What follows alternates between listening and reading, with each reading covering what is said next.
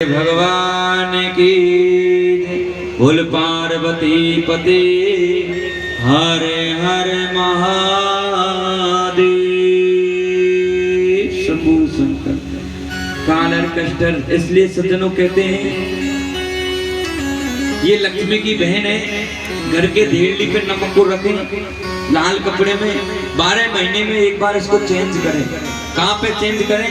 इसको गंगा जी जलाशय में विसर्जन करके आवे और 12 महीने के बाद पुनः नया नमक रखें। ऐसा करने से घर में लक्ष्मी का आगमन होता है, घर में लक्ष्मी रुकती है। कई लोग कहते हैं महाराज बहुत रुपया कमावे हम, पर रुके ना। हाथ इतना जो आवे सो जावे, जो आवे सो जावे। तो थोड़ो लक्ष्मी को रोकने के लिए बाकी भाई को बुला लो, दूसरी बहनें बुला लो। जब वार्तालाप करेंगे, 1-2 दिन रुकेंगे तो लक्ष्मी का आगमन भी घर में रहेगा। इस रहस्य को बनिए लोग जानते हैं, जो बैस का काम करते हैं ना बनिए, उनके घर में लक्ष्मी का निवास है। छोटी सी दुकानदारी में करोड़पति हो जाते हैं, और उस दुकानदारी में हम जैसा कोई और जाति, जाट गुजर मेणा और कोई करे तो कतई फकीर हो जाए। फल फूलती नहीं है दुकानदारी, फल फूलती बनिए कोई है। बैस को फल फूलती है क्योंकि उनके लक्ष्मी का आगमन है। बाबा सूत जी सोनत आदि ऋषि मुनियों को कथा श्रवण कराते हुए कहते हैं, हे मुनिगण श्रेष्ठो, हे भक्तगणों, जलेंद्र की उत्पत्ति हुई और जलेंद्र की उत्पत्ति हुई, जलेंद्र ने घोर तपस्या करी, समुद्र से उत्पत्ति हुई। हमारा कहने का तात्पर्य है कि जलेंद्र से समुद्र की उत्पत्ति जलेंद्र की हुई और समुद्र से लक्ष्मी की उत्पत्ति हुई। इसलिए विष्णु भगवान कहे या जलेंद्र मुंह पे को मरे, अगर मैंने इसका वध कर दिया तो मेरी पत्नी रूठ जाएगी, मेरे भाई का वध कर दिया छोड़ के चली जाएगी। इसलिए ये तो शंकर भगवान के पास बुलाया जाने दो, वो जाने उसका काम जाने।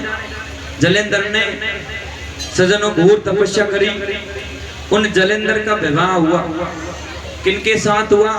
बिंदा के साथ। बिंदा जो नारी थी बड़ी पतिव्रता नारी थी, सुलक्षण नारी थी, सुशील थी, सियानी थी,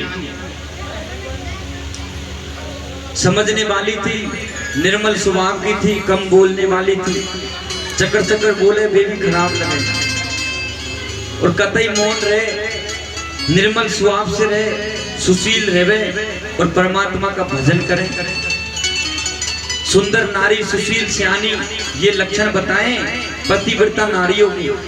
तो कहते हैं जो बिंदा थी उसके अंदर चारों गुण थे, सुशील भी थी, सियानी भी थी, सुंदर भी थी और भक्ति करने वाली भी थी, पति सेवा में रहने वाली थी। कहते सज्जनों वो बिंदा का विवाह जलेंद्र से हुआ, जलेंद्र के साथ बिंदा रहने लगी, पति सेवा में रहती रही, भजन करती रही। भगवान की भक्ति इतनी की बिंदा ने कि उसे पतिव्रता धर्म का अनुष्ठान किया। कौन सा धर्म? पतिव्रता धर्म अनुष्ठान। सज्जनों पतिव्रता धर्म क्या होता है? ये पतिव्रता धर्म नहीं है कि बेचारो पति तो शाम को नहा है और खुद 4 बजे नहा धोके तिलक छापे लगा के और राम राम कर रही है। बेचारो पति भूखो ही डोल रहा है और खुद माल पानी खा के आराम से खटिया पे सो रही है। ये पतिव्रता धर्म नहीं। पतिव्रता नारियों के कौन से धर्म होते हैं? पति को नहला के नहावे, पति को खिला के खावे, पति को सिला के सोवे। जब पति देव सो जाए उसके बाद सोवे, तो पति देव जगने से पहले जगे। ये पतिव्रता नारियों के लक्षण है। पराये पुरुष को गलत भाव से ना देखें, भाई बंधु के भाव से देखें, ये पतिव्रता नारियों का लक्षण है। और सज्जनों बिंदा के सारे लक्षण पतिव्रता जैसे थे। पतिव्रता धर्म का अनुष्ठान किया, पति सेवा में रहने वाली थी। तो कहते हैं सज्जनों माता बहन जो भक्ति करती है, ये किचर कतर ये बच्चों को शांत करे। देखो कैसे बकरियां बेच रही, जैसे छेड़ी भेड़ बकरियां चिल्लाती है ऐसे चिल्ला रहे। ये झुंडों को रोके और बैठा है। कहते सज्जनों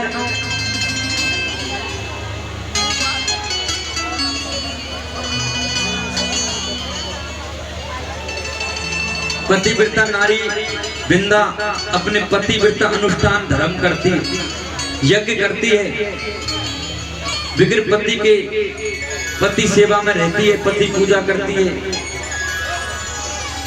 सजनों, वो बिंदा की शक्ति जलंधर में आने लगी।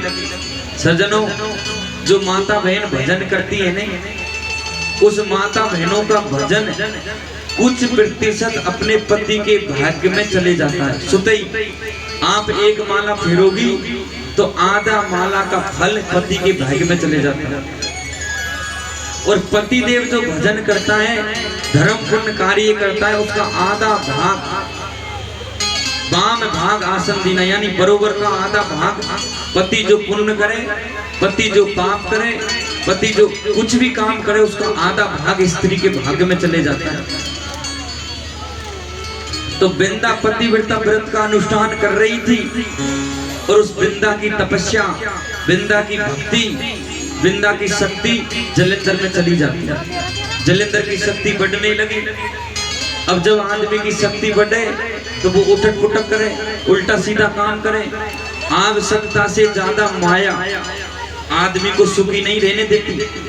आवश्यकता से ज्यादा शरीर का बल आदमी को सुखी नहीं रहने देता। शरीर का बल ज्यादा है तो कहे तो कुश्ती करेगा, कहे हाथ पैर तोड़ेगा, कहे दो चारों को मारपीट करेगा। आवश्यकता से ज्यादा माया लक्ष्मी है तो बुरे काम करवाएगी, उल्टे काम करवाएगी। इसलिए परमात्मा इतना देवे जिसमें हमें संतुष्टि मिले। कहते सजनों, वो जलंधर की शक्ति बढ़ने लगी। जलंधर ने स्वर्ग पर आक्रमण कर दिया, देवताओं को मार पीट के भगा दिया, जाओ ये स्वर्ग मेरा है। स्वर्ग पर जलंधर ने राज किया, स्वर्ग पर जलंधर ने राज लिया। बाबा सूत जी सोनत आदि ऋषि मुनियों को कथा श्रवण कराते हुए कहते हैं कि वो स्वर्ग छोड़ के देवता भाग गए। किसके पास गए? ब्रह्मा जी के पास। और ब्रह्मा जी के पास जाकर ब्रह्मा जी से कहने लगे, महाराज ये जलंधर का अंत कैसे होवे? अगर ये जलंधर नहीं मरे तो हम तो स्वर्ग छोड़ के कहां रहेंगे? तब कहा, नारद जी भाई थे देवताओं के पास। तो नारद जी कहते हैं, जब तक ये जलंधर भगवान शंकर से विरोध नहीं करेंगे तब तक ये मरेंगे नहीं। पहले भगवान शंकर से विरोध करना चाहिए। तो नारद जी से कहा देवताओं ने कि तुम जाओ जलंधर के कान फूंक दो। अब कहते हैं रजोगुणी के प्रतीक थे जलंधर। स्वर्ग की अप्सराओं को भी ले लिया, स्वर्ग को भी ले लिया।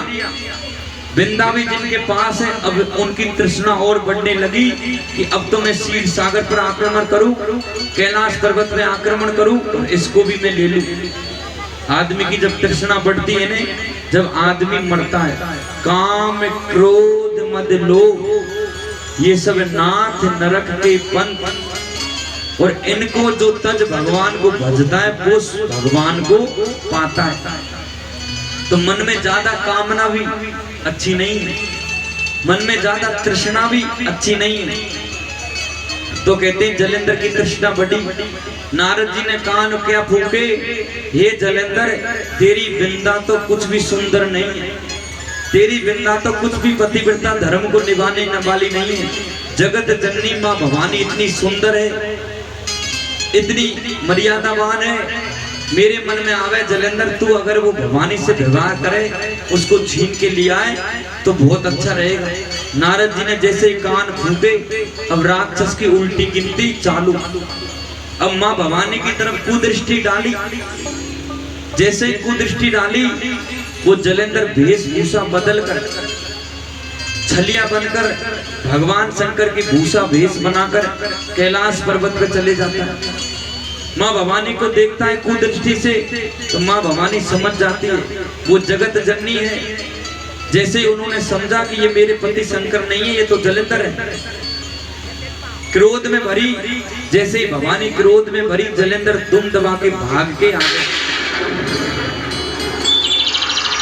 अब नारद जी ने इधर तो जलंधर भिड़वा दिया, अब नारद जी गए भगवान शंकर के पास। हे बाबा, धूना पे बैठे हो, वहां पत्नी को लिए जलंधर गए हो छलवे, तुम्हारी पत्नी को पकड़ने के लिए जलंधर चला गया, उसका हरण करके ले जा रहे। भगवान शंकर त्रिशूल उठा के आए, जलंधर अपने स्वर्ग में आया, भाग कर। माँ भवानी क्रोध में भयली थी। भगवान शंकर ने अपने गणों से कहा, इस जलंधर का सर्वनाश कर दो। भगवान शंकर के गण गए, सभी गण ने भगवान शंकर के जलंधर से युद्ध किया, पर जलंधर की इतनी शक्ति बढ़ी कि भगवान शंकर के गणों को भी परास्त कर दिया, प्रताड़ित कर दिया। कहते सज्जनों, भगवान शंकर ने देवताओं से कहा, हे देवताओं, ये जलंधर जब तक नहीं मरेगा तब तक इसकी बिंदा का पत्नी का हरण नहीं होगा, वरण नहीं होगा। अब विष्णु भगवान वहीं बैठे हो और भगवान शंकर ने कही, भाई मैं तो बूढ़ो आदमी, मुंह पे ढोंग विद्या कर वो गुना है, मैं तो जैसी वेशभूषा में रहूंगा ऐसा ही रहूंगा। अगर देवताओं तुम इनकी पत्नी बिंदा का हरण कर लो, वरण कर लो, पतिव्रता धर्म को नष्ट कर दो, तो जलंधर को मैं मार दूंगा, वध कर दूंगा। विष्णु भगवान का ये काम में तो मैं माहिर हूं, रूप बदल के जाऊंगा और अभी इनका वरण हरण कर लूंगा। भगवान विष्णु जलंधर की वेशभूषा बना के गए, इसीलिए इनको छलिया कहते हैं, इसीलिए इसको टेढ़ी टांग वाले कहते हैं, क्योंकि ये छलने में बहुत बड़े माहिर हैं। गोपियों को छल लेते थे, छाछ पी लेते थे, मक्खन खा लेते थे प्रेम से। और माता बहनें बूढ़ी ज्यादा होती है सज्जनों, सियानी भी बहुत ज्यादा है और बूढ़ी भी बहुत ज्यादा है। जब इनसे कोई काम पड़े तो 10 रुपये छाती से ना छूटे, इतनी सियानी होती है, तिजोरी की लॉक लगाए डोली रहती है। और बूढ़ी बने तो चोरी होवे तो खूब जावे माल, इतनी बूढ़ी होती है। पहले हम पढ़ते थे कोटा में रहिए, तब कहते हैं जब रूप लेने की आवश्यकता होती थी तो वो आंटी जी जो मिलती उनसे प्रेम से बोल लो, आंटी जी राम राम प्रणाम, 2-4 शब्द प्रेम से बोले तो भैया ऐसे प्रेम करती थी, बेटा बढ़िया रहे, बढ़िया तेरे को टिप्पण लग जाएगा, बढ़िया यहाँ रहे और बढ़िया तू। तो ये भोलापन माता बहनों में होता है, पर प्रेम से बेटा बेटी बोले तभी तो वो नौछावर होती। और कई बेटा बेटी ऐसे होते हैं, हे भैया क्या कर रही है तू, उल्टे बोले अच्छा नहीं, प्रेम से बोले माता राम राम राम प्रणाम करें, भाव से बोले, ये बेटा बेटियों के लक्षण होने चाहिए। कहते सज्जनों, जलंधर की शक्ति घटने लगी, क्यों घटने लगी? कहते हैं उधर जलंधर भगवान शंकर से युद्ध करते और इधर विष्णु भगवान छलिया का भेष बनाकर, जलंधर का भेष बनाकर कहाँ जाते? बिंदा के पास। अब बेचारी बिंदा भोली सीधी सादी समझ नहीं पाई ये मेरे पति हैं कोई और है। अब वो तो बेचारी वैसे ही सेवा करे जैसे पति की सेवा करे। जैसे ही जलंधर का रूप बना के विष्णु आए तो उनके चरण पखारे, चरण धोए, घर में लेके चली गई, नहलाया, पोशाक पहनवाई, तो भी नहीं समझ पाई ये मेरे पति नहीं है। कहते भोजन कराया तब भी नहीं समझ पाई। रात्रि जलंधर ने विश्राम किया, अब ये जलंधर नहीं विष्णु भगवान। तो भगवान विष्णु ने बिंदा को छलने से पहले क्या काम किया? डायरेक्ट नहीं छला, पहले बिंदा को मन से पत्नी माना कि मैं तुम्हें मन से पत्नी स्वीकार करता हूँ, आज से तुम मेरी पत्नी हो, तब जाके उनका छल किया। जैसे भगवान विष्णु ने बिंदा को मन से पत्नी माना, फिर उसका छलन किया, हरण किया और वरण किया। उनको छला, हरा और वरण किया। वरण जब उनका किया, जैसे उनकी शक्ति कम पड़ गई महाराज, पतिव्रता धर्म किया, अनुष्ठान किया, वो भंग हो गया, नष्ट हो गया। तो वो बिंदा बेचारी भोली समझ नहीं पाई। रात्रि भर उनके पास विष्णु भगवान निवास करते रहिए, वास करते रहिए। कहते सवेरे का जब समय गया तो युद्ध भूमि में भगवान शंकर युद्ध कर रहे थे जलंधर से।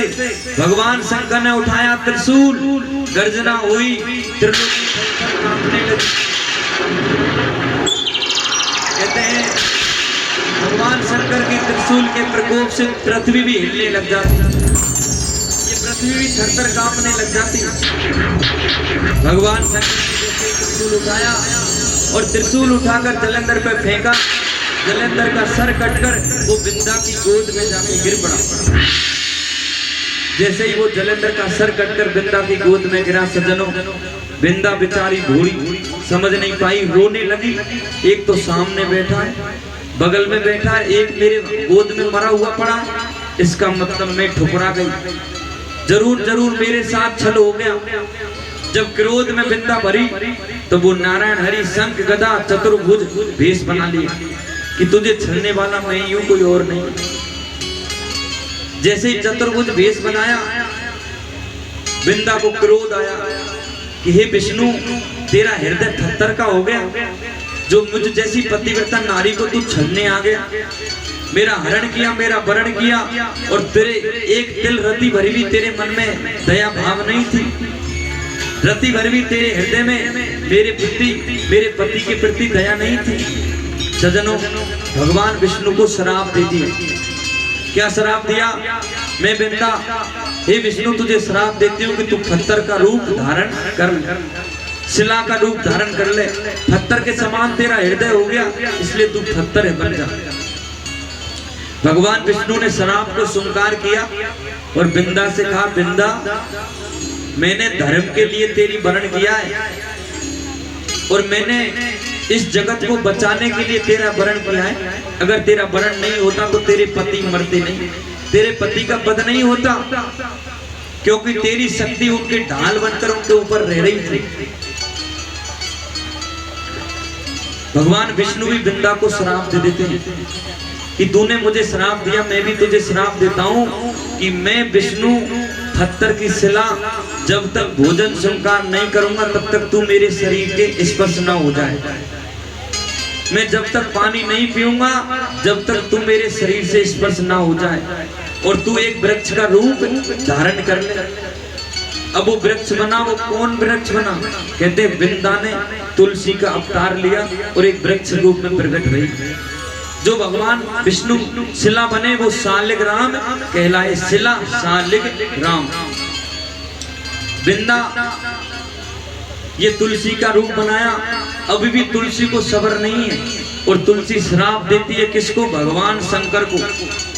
बिंदा श्राप देती है भगवान शंकर को, हे शंकर, तू तो दया का सागर है, तू तो दया के खान है, मेरे पति पर जरा भी दया नहीं आई और तूने उसका वध कर दिया, मेरा हरण करवाया, मेरा भरण करवाया, मेरा व्रत भंग करवाया, इसलिए मैं श्राप देती हूँ कि मैं तुलसी में बिंदा तुम्हारे परिवार में नहीं जाऊंगी, जो मुझको ले जाएगा मैं उससे रुष्ट हो जाऊंगा। कभी भी भगवान शंकर के शिवालय में तुलसी ना ले जावे, न तुलसी चढ़ावे। अगर तुलसी चढ़ाएंगे तो हमें भगवान विष्णु से रुष्ट होंगे, भगवान विष्णु रूठेंगे। और बिंदा ने और किसको श्राप दिया? कहते शंकर भगवान के पूरे परिवार को श्राप दे दिया। सूर्य देव को श्राप दिया, हे सूर्य, तू मोटी मोटी आंखों से मेरे को देख रहा था जब मेरे शरीर का हरण हो रहा था, वरण हो रहा था, जब तेरी आंखें नहीं मुची, तूने जरा भी नहीं देखा, इस बिंदा का हरण होते हुए मुझे संकेत नहीं किया। हे सूर्य, मैं तुझे भी श्राप देती हूँ कि मैं तुलसी तुझसे भी दूर रहूंगी, रुष्ट रहूंगी। इसलिए सज्जनों, रविवार के दिन न तो तुलसी पे जल चढ़ता है, न रविवार के दिन तुलसी तोड़ी जाती है। अगर भगवान को तुलसी चढ़ानी है तो शनिवार के दिन शाम को तोड़ के रख लो और सवेरे उनको चढ़ाओ। इस तरह तुलसी ने श्राप दिया। भगवान की भक्ति लीला में कथा, ज्ञान में गंगा, तुलसी का अवतार हुआ, सूर्य भगवान को श्राप दिया। इस तरह ये कथा में, लीला में, ज्ञान में सज्जनों, प्रेम से भगवान प्रकट होते हैं और प्रेम से ईश्वर रीझते हैं। तुलसी की बिंदा की भक्ति दृढ़ भक्ति थी। पतिव्रता माता बहनों को कैसे रहना चाहिए। सज्जनों, जब आप व्रत उठाओगी तो आपको पल पल पे छलने वाले मिलेंगे। देव राक्षस शक्तियां भी आपको सताने के लिए आएंगी, पर हमें विचलित नहीं होना, हमें भजन करना है। भगवान प्रेम से रीझते हैं और प्रेम से भगवान प्रकट होते हैं। कहते हैं वो भगवान, वो ठाकुर, वो भोले बाबा प्रेम के लिए बच्चा बन जाते हैं, प्रेम के लिए बड़े बन जाते हैं और प्रेम के लिए वो नाच नाचते रहते हैं। किस तरह का नाच नाचते हैं? बदरिया की तरह। भक्तों के लिए नाना प्रकार के अवतार लेके आते हैं और भक्तों के लिए नाना प्रकार के नाच लेके आते हैं, नाना। और भक्तों के लिए सज्जनों वो नारायण हरि भगवान शंकर विविध रूप धारण करके आते हैं, विविध अवतार लेके आते हैं।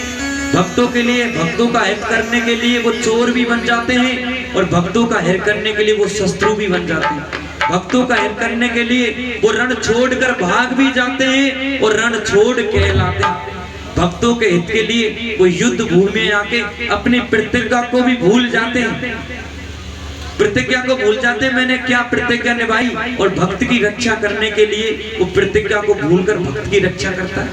भक्त के लिए रण को छोड़कर भाग जाता है और भक्त के लिए साग खाने के लिए आ जाता है। 56 भोग छोड़कर विदुर के घर साग खाने आया। कहते हैं सबरी मैया के यहाँ झूठे बेर खाने के लिए गया। हम किसी का झूठा खा सकते हैं क्या? वो भी भील जाति में पैदा हुई भीलनी, राजा महाराजा एक भीलनी के झूठे बेर खा रहे। इसलिए प्रेम के लिए, भक्तों के हित के लिए नाना प्रकार से भगवान को भक्त नचाते हैं। नाना भांति, नाना भांति हे नचायो भगतन ने मोहे, नाना रे भांति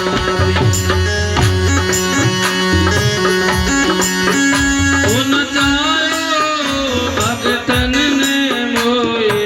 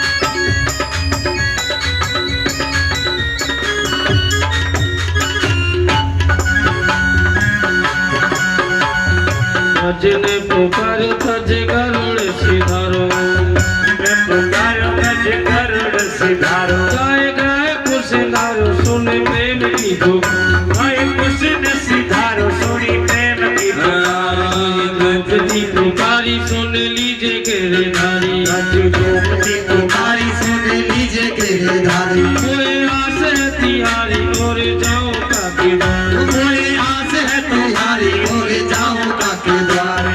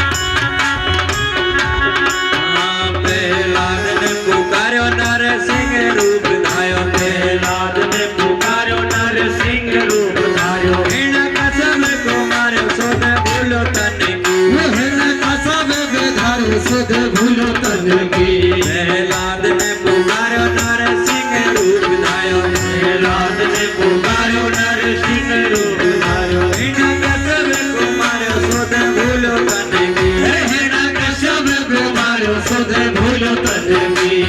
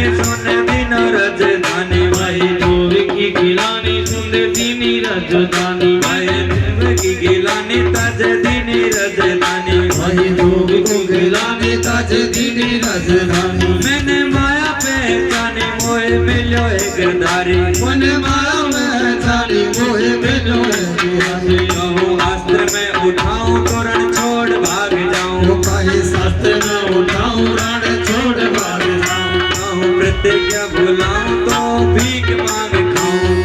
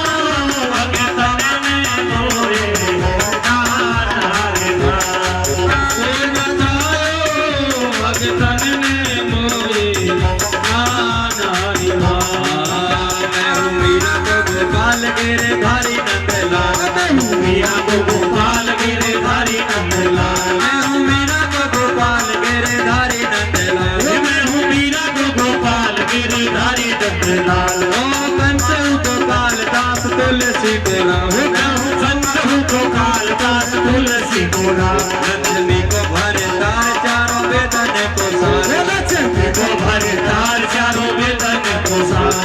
नंद को कुमार सूरदास जी को श्याम, नंद को कुमार सूरदास जी को श्याम, नंद को कुमार सूरदास जी को श्याम, नंद को कुमार सूरदास जी को श्याम। सोई जसवान किशोरी तूने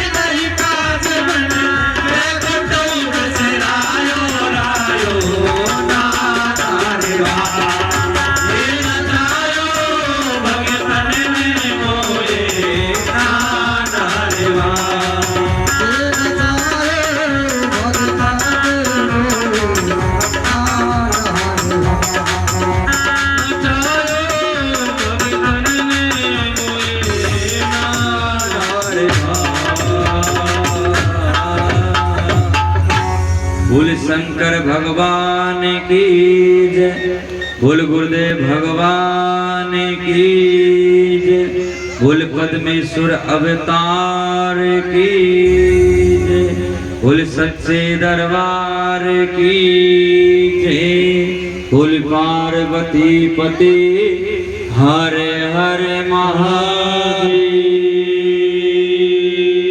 शंभु शंकर काल हर कष्ट दीननाथ। सजनों, इस तरह भगवान के विविध रूप प्रकट हुए, भक्तों के लिए क्या क्या बन जाते हैं, ऐसे मेरे ठाकुर हैं। कहते सजनों, आज की कथा में हमने जो प्रसंग बताया कि तुलसी का अवतार हुआ, तुलसी को कहाँ चढ़ाना चाहिए, कहाँ नहीं चढ़ाना चाहिए। कल की कथा में हम कौन सी कथा बताएंगे? कहते हैं भगवान के 11 अवतारों की कथा पर हम चर्चा करेंगे कि भगवान शंकर ने भी 11 अवतार लिए। पिपलाज अवतार, बटु अवतार, अनेक प्रकार के अवतार लिए। हनुमान जी का अवतार, गुरु गोरखनाथ जी का अवतार, इस तरह 11 रुद्र अवतार भगवान शंकर के हुए। 12 ज्योतिर्लिंगों के रूप में भगवान शंकर के ज्योतिर्लिंग स्वरूप में अवतार हुए। 11 उप ज्योतिर्लिंग। इस तरह हम कल की कथा में अवतारों पर प्रवेश करेंगे। और ये जो तुलसी प्रकट हुई, इस तुलसी को राम तुलसी कहते हैं। कल श्याम तुलसी के बारे में और बताएंगे। ये जो पत्नी थी, ये जलंधर की पत्नी थी, बिंदा थी। और कल बताएंगे वो शंखचूर्ण की पत्नी तुलसी होगी। 2 तरह की तुलसी होती है, मटमेलेदार हरे पत्ते और मटमेलेदार पत्ते तुलसी। दोनों तुलसियों को भगवान शंकर से स्पर्श ना करावे, क्योंकि ये किसी दूसरे की पत्नी है। और दूसरे की पत्नी को दूसरे के छिमाएंगे तो क्या होगा? पाप लगेगा। इसलिए भोलेनाथ तो आदि अनादि एक स्त्री धर्म को निभाने वाले हैं। सती कोई पत्नी मानते हैं और किसी को नहीं मानते। पार्वती कोई पत्नी मानते हैं और किसी को नहीं मानते। और ये भगवान कृष्ण, विष्णु भगवान, नारायण हरि, ये तो गोपियों में राज खेलते हैं। कहते हैं सबकी अलग अलग विचार होते हैं। राम अवतार में जब भगवान विष्णु आए तो एक पतिव्रता व्रत लेके आए, सीता को छोड़ के किसी को नहीं। और कृष्ण अवतार में आए तो सबकी मनोकामना पूरी करी। जो इसकी जैसी भावना थी उसको उसी भाव से भगवान कृष्ण ने दर्शन दिया। जिसने बेटा माना उसको बेटा बन के चले गए, जिसने पति माना उसके यहाँ पति बन के चले गए। तो गोपियों का जैसा जैसा भाव था भगवान उसी भाव से गोपी भाव में प्रकट हुए। जाकी जैसी रही भावना प्रभु मुहूर्त ने देखे तैसी, जिसकी जैसी भावना रहेगी उसी के अनुसार उसको फल मिलेगा। आज आप इतने श्रोतागणों, आप सबका जैसा इस कथा को सुनने में भाव रहेगा, ये भाव रहेगा संत भगवान कथा सुना रहे, ज्ञान में कथा सुना रहे, तो आपको फल मिलेगा। आपका कोई और भाव होगा तो आपको उसके अनुसार फल मिलेगा। आपका ऐसा भाव होगा कि ये तो डॉक्टर साहब है, महेंद्र जी कथा सुना रहे हैं, तो आपको उसके अनुसार भाव मिलेगा, फल आपके अनुरूप मिलेगा। जिसकी जैसी भावना होगी उसके अनुसार फल मिलेगा। आज इस कथा में हम विश्राम लेते हैं। आज इस कथा में विश्राम लेते हुए हम कल की कथा में चर्चा करेंगे। और सज्जनों, ये ज्ञान में गंगा आज 6वां दिन है। आज 6वां दिन है। समय निकलते वक्त नहीं लगता। कहते हैं जो पहले दिन नहीं आवे तो कोई बात नहीं, दूसरे दिन नहीं आवे तो भी कोई बात नहीं, लेकिन अंतिम दिन में तो आना चाहिए। अंतिम दिन में जो आकर कथा सुनता है उसको पूरी कथा का फल मिलता है। और स्वामी राम सुखदास जी महाराज कहते थे, सिद्धे स्वामी जिन्होंने गीता प्रेस में बड़ा योगदान दिया, वो कहते हैं कि सत्संग में भगवान की कथा में अगर आपने किसी एक व्यक्ति को जाकर बिठा दिया, उसके जाने का खर्चा, उसके खाने का खर्चा आपने ले लिया, तो उसकी 50% भक्ति आपको मिलेगी, ऑटोमेटिक आपके खाते में आ जाएगी। अगर वो व्यक्ति सुधर गया और भगवान के मार्ग में लग गया तो आपके जीवन धन्य हो गए, आपको भक्ति मिल गई। इसलिए अधिक से अधिक लोगों के संपर्क हुए। भैया शिव पुराण की कथा हो रही है, आप भी लाभ ले लो, बहती हुई गंगा में गोता लगा लो। एक तो वो गंगा है जिसके लिए हमें खुद जाना पड़ता है, चल के हरिद्वार गंगा ऋषिकेश उत्तराखंड में, और एक ये गंगा है जो खुद चल के हमारे शहर में आई। किस लिए आई है? हमारा कल्याण करने के लिए। सकल लोक जग पावनी गंगा, जगत का पावन करने वाली, जगत को तारने वाली ये बहती हुई गंगा है। शरीर का पाप को मिटाने वाली गंगा हरिद्वार में बह रही है, लेकिन मन के पाप को मिटाने वाली ये कथा रूपी गंगा है। हमारा जीवन किस स्थिति पे है और देवताओं ने किस स्थिति पे जीवन जिया है और हमें किस स्थिति पे जीवन को जीना है। जीवन जीने की शैली मिलती है, जीवन की व्यथा बदलती है। जिस व्यक्ति की व्यथा नहीं बदली तो क्या मतलब कथा सुनने का। हमारे जीवन की व्यथा बदल जाए, हमारी रहन सहन बदल जाए, यही कथा का फल है। 100 जन्मों की व्यथा बदल जाए, यही कथा का फल है। जन्म जन्म के पाप मिट जाए, यही कथा का फल है। आज इस हम कथा में विश्राम लेते हैं, कल हम पुनः इस कथा को आरंभ करेंगे। सब लोग टाइम पे आवे, कथा का श्रवण आनंद से लेवे और भक्ति करते हुए घर पे जावे। गीता में भगवान कृष्ण से अर्जुन कहते हैं, सज्जनों, ज्ञानी वो नहीं है जो रटे पटे शब्दों को कहे, ज्ञानी वो है जो अपने अनुभव की बात कहे। हमारे जीवन में हमने संतों का संग किया, गुरुजनों का, भक्तों का, जीवन की कठिनाइयों से हमने जगह जगह से ज्ञान को अर्जित करके इस अनुभव से कह रहे हैं कि तू कहे कागज की लेखी और मैं कहूं निज नैनन देखी। संत जो कहते हैं वो निज नैनन देखी कहते हैं, और ज्ञानी पंडित ऋषि मुनि जो अपने आप को विद्वान मानते हैं वो कागज की लेखी बात कहते हैं। सूरदास जी महाराज कहते थे, आज तो मेरे ठाकुर नंगम नंगा, तो उनके नैनन ने जो देखा वही कहा, और जिन्होंने पोशाक पहनाई उन्होंने मजाक करी। इसलिए सज्जनों, कब किसके हृदय में कौन सी शक्ति जागृत हो जाए इसका पता नहीं है। हम जहां भी रहते हैं भगवान के घर में ही रहते हैं, ये मान लो। गीता में अर्जुन से कृष्ण कहते हैं, ये सर्व भूमि में मैं ही हूँ, पेड़ भी मैं ही हूँ, पहाड़ भी मैं ही हूँ, और ये जितने मेरे शरीर में नस नाड़े हैं, ये जितनी गंगा नदियां हैं ना, ये मेरे शरीर की नस है। ये जितने वृक्ष हैं ये मेरे शरीर की रोम है। जितने ये पहाड़ पेड़ पौधे हैं ये मेरे शरीर के अलग अलग हिस्से हैं। तो भगवान पूरी सृष्टि में बसे। जहां भी रहता हूं मैं भगवान के घर में ही रहता हूं। गीता की 5 बातों को ध्यान रखें। मैं जो भी करता हूं भगवान का ही काम करता हूं, अपना कोई काम नहीं है। खेती बाड़ी करते हैं, ये मान लो ये मेरे ठाकुर जी को भोग लगाऊंगी, कन्हैया को रोटी बनाऊंगी और भोग लगा के उसको पिलाऊंगी। तो आपकी खेती करने की मेहनत, जब आप निराई गुड़ाई करोगी, कटाई करोगी, तो वो जिसमें जितनी मेहनत लगेगी वो भक्ति कहलाएगी। और भाव बदलने की क्रियाएं और कुछ नहीं करना। भक्ति में आपको वेशभूषा चेंज नहीं करनी, आपको पीले कपड़े पहन के अथातीत नहीं होना, आपको अपने भाव चेंज करने। मैं जो कर रही हूँ भगवान के लिए कर रही हूँ, मैं जो कर रहा हूँ भगवान के लिए कर रहा हूँ, मेरा कुछ नहीं है, इतना ही चेंज करना है। घर का काम करें, आटा लगावे, माता बहन रोटी बनावे, तो ये माने मैं मेरे बाबा को भोग लगाऊंगी, ठाकुर जी को भोग लगाऊंगी, इसलिए खाना बना रही हूँ। बेटा बेटी को नहीं, भगवान को भोग लगाऊंगी। उसमें से एक रोटी भगवान को भोग लगा दो तो आपकी वो भक्ति कहलाएगी। घर का कोई भी काम करो, साफ सफाई, मैं मेरे भगवान के घर की साफ सफाई कर रही हूँ, ऐसा मानो तो वो आपकी भक्ति कहलाएगी। जो भी काम करो मैं भगवान का कर रहा हूँ, मेरा कुछ नहीं।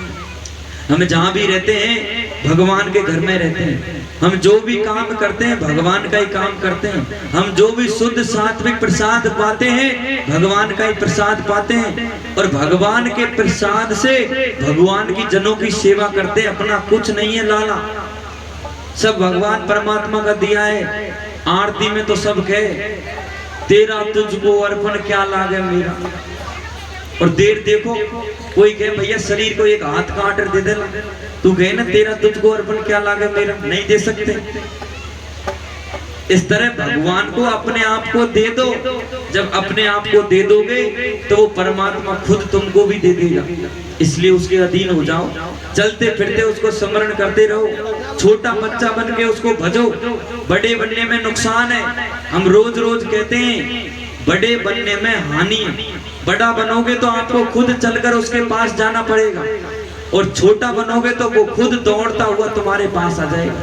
जब एक पालने से पिलंग से छोटा बच्चा गिरता है तो माँ 100 काम छोड़ के दौड़ कर चली आती है और झट से उस बच्चे को उठाती है, गोद में लेती है। इसी भांति एक 12 वर्ष का बच्चा गिरता है तो माँ कहती है काई को नाटक कर रहा हो, खड़ा हो जाओ, तेरे खरी ना लगी। तो बड़े बनने में हानि है और छोटे बनने में लाभ है। सज्जन, बाबा सूत जी सोनत आदि ऋषि मुनियों को कथा श्रवण कराते हुए आज की इस कथा में हम यहाँ विश्राम लेते हैं। रोज की तरह सब लोग भगवान का नाम लेते हुए, भगवान का भजन करते हुए अपने अपने स्थान, अपने अपने घर पे जाएं। चलते फिरते उस ईश्वर का नाम लेते रहो। हे भोले बाबा, हे नाथ, हे नाथों के नाथ महादेव, हे देवों के देव महादेव, मैं आपको भूलूं नहीं। प्रेम से भगवान को पुकारो और प्रेम से पुकारते उसको भजो।